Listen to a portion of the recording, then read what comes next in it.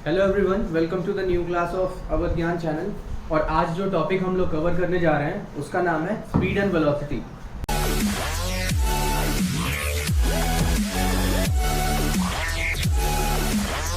Speed and velocity पढ़ने से पहले हमें कुछ बेसिक चीजें जाननी है, जैसे कि मोशन। मोशन क्या होता है?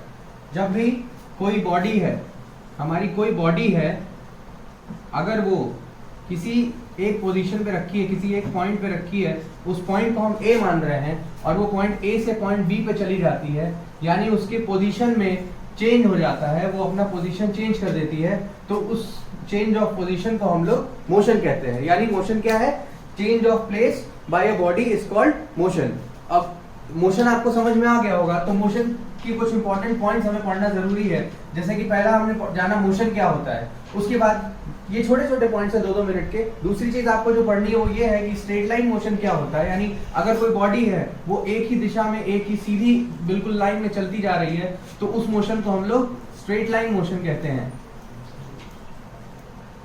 उस मोशन को हम लोग स्ट्रेट लाइन मोशन कहते हैं। ये चीजें आपको बहुत डीप में जाने की जरूरत नहीं है, आपको बस ऐसे ही इसे एक बार क्विक रिव्यू करना है, इसका जल्दी जल्दी इसको पढ़ के आपको आगे बढ़ना है। नेक्स्ट पॉइंट जो है to and fro motion. To and fro motion आपने देखा होगा, घर में जो घड़ी होती है उसमें जो पेंडुलम रहता है, वो पेंडुलम इधर भी जाता है, इधर भी जाता है, यानी एक बॉडी जो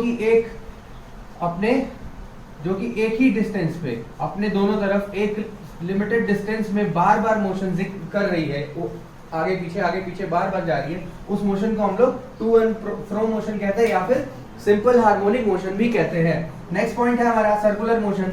नाम से ही पता चल गया होगा, सर्कल है, बॉडी हमारी एक ऐसे पाथ पे, एक ऐसे राह पे, एक ऐसे रास्ते पे चल रही है जो कि सर्कुलर है। सर्कुलर यानी गोलाकार है और उसी पे वो चल रही है, तो उस मोशन को हम लोग क्या कहते हैं? सर्कुलर मोशन कहते हैं। फॉर एग्जाम्पल हमारा अर्थ, जो ये सन है, मान लीजिए ये सन है, सन के चारों ओर अर्थ हमारा चक्कर लगाता है, तो वो सर्कुलर मोशन करता है। ठीक है। नेक्स्ट पॉइंट हमारा क्या है? यूनिफॉर्म मोशन, और उसके बाद है नॉन यूनिफॉर्म मोशन। देखिए, uniform motion, non uniform motion बहुत जरूरी चीज है। अगर कोई बॉडी एक जगह से दूसरी जगह जा रही है, उसको जितना डिस्टेंस वो पहले कवर कर रही है उतना ही फिर बाद में कर रही है, मतलब एक यूनिफॉर्म मोशन कर रही है, वो यूनिफॉर्मली जा रही है आगे से, मतलब पोजीशन का चेंज कर रही है, तो उसको हम यूनिफॉर्म मोशन कहते हैं। और ठीक उसी का उल्टा नॉन यूनिफॉर्म मोशन में होता है, मतलब पहले उसने 2 किलोमीटर किया, फिर उसने 2 किलोमीटर किया, फिर 2 किलोमीटर, अगर ये कर रही है तो यूनिफॉर्म मोशन है। नॉन यूनिफॉर्म के केस में यहाँ 2 किया, यहाँ 1 ही गई, यहाँ पे 2.5 हो गया, अगर डिस्टेंस का चेंज हो रहा है तो वो नॉन यूनिफॉर्म मोशन होता है। तो आई होप ये सारे पॉइंट्स आपको समझ में आए होंगे। फिर से एक बार देख लीजिएगा, मोशन है, स्ट्रेट लाइन मोशन है, टू एंड फ्रो मोशन है, सर्कुलर मोशन है, यूनिफॉर्म मोशन है और नॉन यूनिफॉर्म मोशन है। इसके बाद आप लोगों को एक चीज इसमें दिखी होगी जो यूज होती है, वो है क्या? Distance.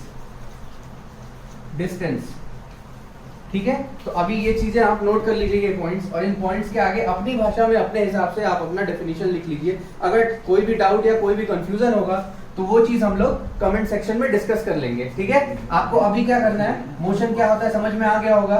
Change of position of body is known as motion, सबसे बेसिक जो डेफिनेशन है। टू एंड फ्रो पता है, एक ही डिस्टेंस पे बार बार अप एंड डाउन मोशन होता रहता है। सर्कुलर मोशन पता है, ये बताया। यूनिफॉर्म मोशन पता है, सेम डिस्टेंस कवर हो रही है। नॉन यूनिफॉर्म मोशन पता है, डिस्टेंस सेम कवर नहीं होती है, तो वो नॉन यूनिफॉर्म मोशन होता है। ठीक है, तो ये पॉइंट्स कवर करिए, फिर आगे बढ़ते हैं। देखिए, अभी हमने जाना कि मोशन क्या होता है। नेक्स्ट पॉइंट हमें ये जानना है कि डिस्टेंस और टाइम, जो कि स्पीड को जानने से पहले जानना जरूरी है, इन दोनों का क्या रोल है, क्या भूमिका है स्पीड में। पहली चीज ये, आपको मैंने अभी बताया कि एक बॉडी यहाँ से यहाँ तक जा रही है, ए से बी तक जा रही है, तो इसको जाने में कुछ तो समय लगा होगा। वही समय जो होता है उसे हम यहाँ पे टाइम कंसिडर करते हैं। और दूसरी चीज, डिस्टेंस को जानने के लिए सबसे बेसिक चीज है कि अगर कोई बॉडी मूव कर रही है, मोशन में है, और उस मोशन में लगे हुए समय के साथ जो लंबाई, जो लेंथ, ठीक है, जो लेंथ ये कवर करती है, उसी लेंथ को हम डिस्टेंस कहते हैं। समझ में आ गया होगा? कोई बॉडी है, वो ए से बी पे जा रही है, उसको बी तक पहुंचने में टाइम लग रहा है, उस टाइम के रिस्पेक्ट में जो लंबाई, जो लेंथ वो बॉडी कवर करती है, उसी लेंथ को हम लोग डिस्टेंस कहते हैं। एक स्केलर क्वांटिटी होती है, अदिश राशि होती है, और इसका यूनिट जो होता है वो हम मीटर मानते हैं। टाइम का यूनिट हम लोग सेकंड लेते हैं यहाँ पे। ठीक है, तो बढ़ते हैं हम स्पीड की तरफ। अब हमें पढ़ना है स्पीड के बारे में। स्पीड क्या होता है, देखिए हमने अभी तक ये जाना कि एक बॉडी ए से बी पे जा रही है, ठीक है, एक बॉडी ए से बी पे जा रही है, उसको यहाँ तक जाने में डिस्टेंस लग रहा है d, और ए से बी तक जाने में जो टाइम लग रहा है वो है स्मॉल t। तो हमारा जो स्पीड है वो क्या होता है, डिस्टेंस पर यूनिट टाइम। यानी एक बॉडी जो कि मूव कर रही है, जो कि मोशन में है, उस बॉडी को अपना पोजीशन चेंज करने में डिस्टेंस के रिस्पेक्ट में जो टाइम लग रहा है उसका जो रेशियो होता है उसी को हम स्पीड कहते हैं। बेसिक ऐसे लिख सकते हैं इसको, distance per unit time is called speed. ठीक है, स्पीड की डेफिनेशन ये हो गई। यूनिट इसकी लिख लीजिएगा, मीटर पर सेकेंड होती है। यूनिट इसकी मीटर पर सेकेंड होती है। कौन सी क्वांटिटी है, दो तरह की क्वांटिटीज होती है फिजिकल क्वांटिटीज, स्केलर और वेक्टर। स्केलर वो होती है जिसमें सिर्फ मैग्नीट्यूड होता है, और वेक्टर क्वांटिटीज वो होती है जिसमें मैग्नीट्यूड के साथ डायरेक्शन भी होता है। तो स्पीड हमारी क्या है, स्पीड हमारी स्केलर क्वांटिटी है।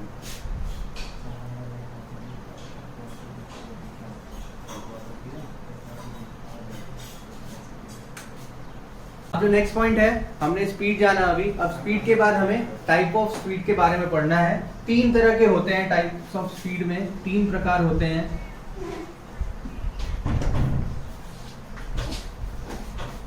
पहला होता है यूनिफॉर्म, दूसरा होता है नॉन यूनिफॉर्म,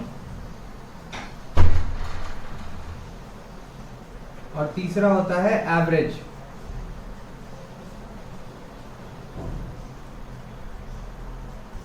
ठीक है, यूनिफॉर्म स्पीड को जानने का बेसिक तरीका ये है कि अगर समय अंतराल, टाइम इंटरवल को समय अंतराल बोलते हैं। अगर कोई बॉडी एक जगह से दूसरे जगह मूव कर रही है, फिर आगे मूव करती जा रही है, फिर आगे मूव करती जा रही है, और यहां से यहां जाने में जो टाइम इंटरवल है वो अगर हर जगह सेम लग रहा है, यानी t1 बराबर t2 है, t2 बराबर t3 है, t3 बराबर t4 आ रहा है, तो यानी वो एक यूनिफॉर्म मोशन का वो फॉलो कर रही है, यूनिफॉर्म मोशन में बॉडी मूव कर रही है। अगर यही चीज यहाँ पे चेंज हो जाती है कि t1 है, t2 है, t3 है और t4 है, ये t1 t2 के इक्वल हो गया, चलिए मान लिया t1 t2 के इक्वल हो गया, t2 t3 के इक्वल नहीं हुआ, फिर t3 t4 के इक्वल नहीं हुआ, या इनमें से कोई भी किसी अगर एक दूसरे के इक्वल नहीं है तो वो नॉन यूनिफॉर्म मोशन कर रही है। यहां तक ये यूनिफॉर्म चली, इसके बाद ये नॉन यूनिफॉर्म होती गई। समझ में आया?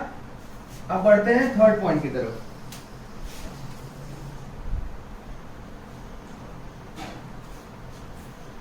थर्ड पॉइंट हमारा एवरेज स्पीड है, यानी औसत चाल कहते हैं हिंदी में इसे।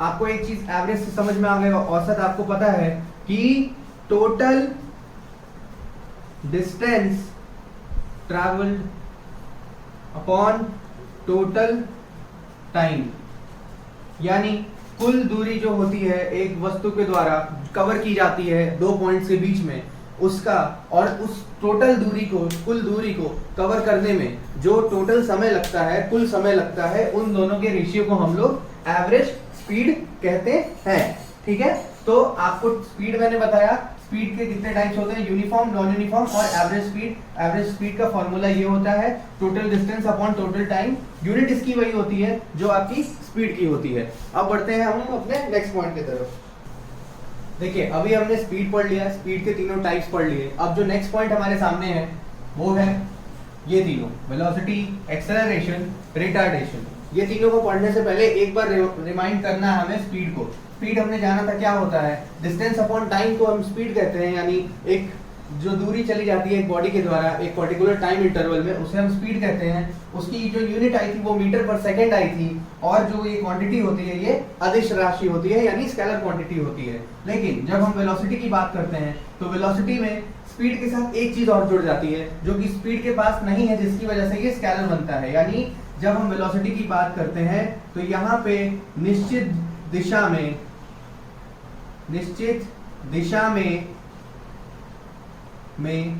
चली गई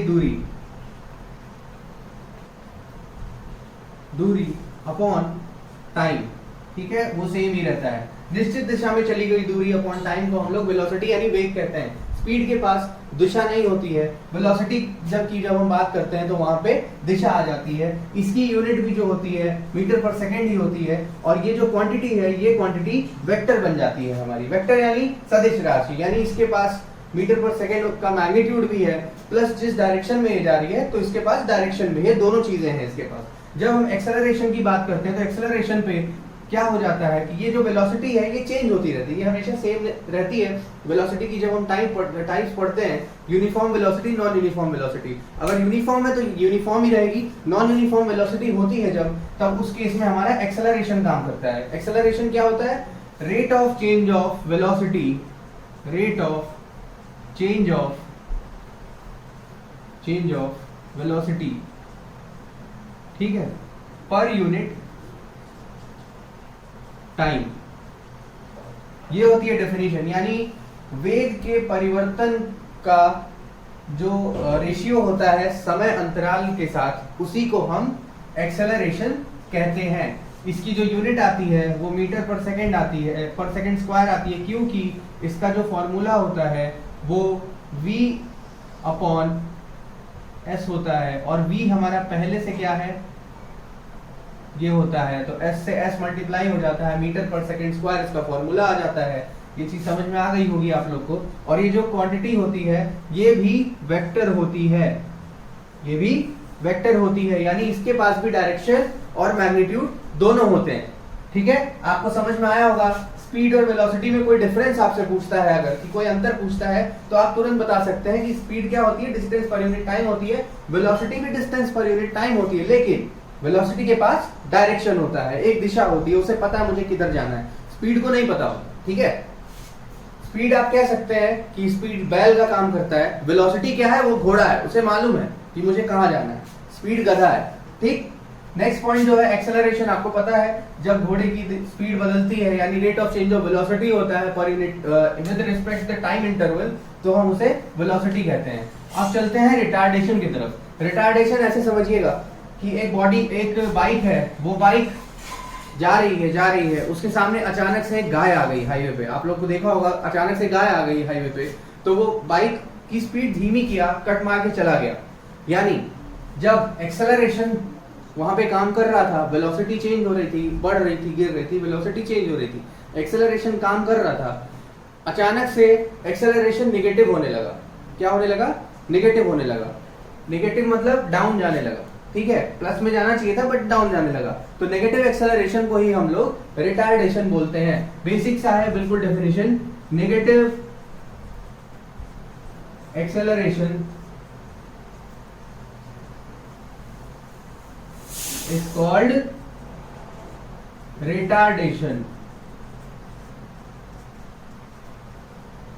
ठीक है, ये चीजें समझ में आ गई होगी आपको। रिटार्डेशन भी हमारा वेक्टर ही होता है और इसकी भी यूनिट सेम होती है, बस नेगेटिव रहती है। ठीक है, अब बढ़ते हैं नेक्स्ट पॉइंट की तरफ। देखिए, नेक्स्ट चीज जो हमें इसमें पढ़नी है इंपॉर्टेंट, वो है Newton's law of motion. Newton uncle ने कौन कौन से नियम दिए थे? न्यूटन के 3 मोशन के लॉ थे। पहला था, एक पोयम लिखी हुई है यहाँ पे, इसको पढ़ लीजिए। If body in rest, it will be rest. Body in motion, it will be motion until external force is not applied. मतलब अगर कोई बॉडी है, कोई भी वस्तु है, अगर वो रेस्ट में है, ठीक है, यानी वो मूव नहीं कर रही है, तो वो रेस्ट में ही रहेगी।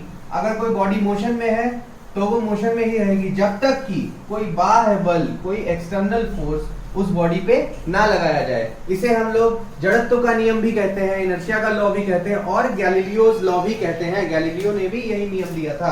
ये था हमारा Newton's first law of motion. दूसरा जब हम लोग पढ़ते हैं तो यहाँ पे 3 चीजें लिखी हुई हैं। ये होता है हमारा फोर्स, और फोर्स कौन सा फोर्स? बॉडी का फोर्स नहीं, एक्सटर्नल फोर्स, बाह्य बल।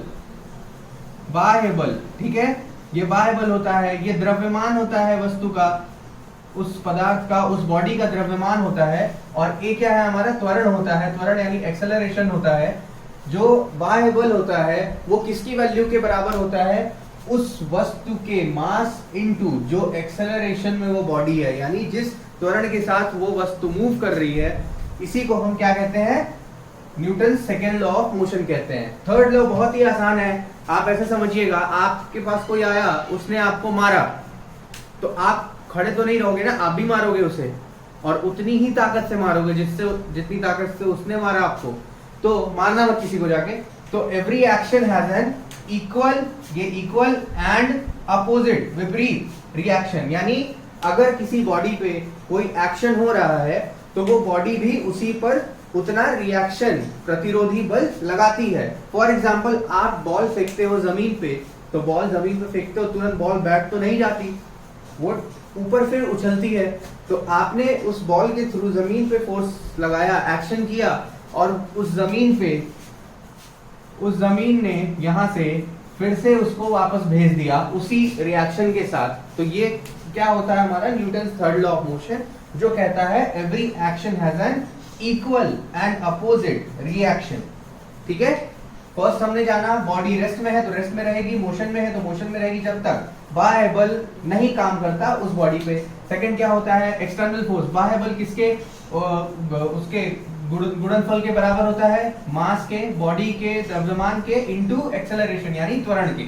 ठीक है, थर्ड लॉ क्या है, every action has an equal and opposite reaction. ठीक है, ये पॉइंट समझ में आ गया होगा आपको। फिर बढ़ते हैं आगे नेक्स्ट पॉइंट पे। जो नेक्स्ट पॉइंट हमें पढ़ना है वो है हमारा संवेग यानी कि मोमेंटम, जिसको कि स्मॉल पी से हम लोग डिनोट करते हैं। इसको समझना है पहले कि अगर कोई बॉडी है हमारी, कोई भी वस्तु है, अगर वो बॉडी का द्रव्यमान हम m मान रहे हैं, स्मॉल m मान रहे हैं, और वो एक वेग में चल रही है, एक दिशा में, उसकी दूरी जो है वो समय अंतराल के साथ परिवर्तित हो रही है, यानी उसके अंदर एक वेग है, तो हमारा जो स्मॉल p होता है वो small m into small v माना जाता है। ये P is equal to m into v, ये क्या होता है, मोमेंटम होता है। इसकी जो यूनिट यहाँ से निकल के आती है, समझ में आ रहा होगा आपको, kg इंटू मीटर पर सेकेंड। इसकी यूनिट जो है kg मीटर पर सेकेंड होती है। इसको हम लोग एक चीज और बोलते हैं, न्यूटन सेकेंड, ये भी इसी की यूनिट होती है। ठीक है, याद रहेगा, इस चीज का ध्यान दिए रहना है आप लोग को, क्योंकि वेलोसिटी है तो मीटर पर सेकंड हो रहा है, मास है, मास को हम लोग केजी ले रहे हैं यहाँ पे, इस वजह से केजी मीटर पर सेकंड है, इसके जगह हम क्या लिख रहे हैं, न्यूटन सेकंड। ठीक है, आई होप आप लोग को चैप्टर ये यूनिट अच्छे से समझ में आया होगा। अगर आपको कोई भी इस चैप्टर से डाउट होता है तो आप लोग कमेंट सेक्शन में हमसे डाउट को क्लियर कर सकते हैं, और नेक्स्ट वीडियो तक के लिए हमारे साथ बने रहिएगा। और जो भी चीजें इसमें आपको समझ में नहीं आई हो आप बिल्कुल पूछिएगा, और इस वीडियो को ज्यादा से ज्यादा शेयर करिएगा जिनको भी इसकी जरूरत होगी। ओके, चलिए तब तक के लिए जय हिंद, थैंक यू।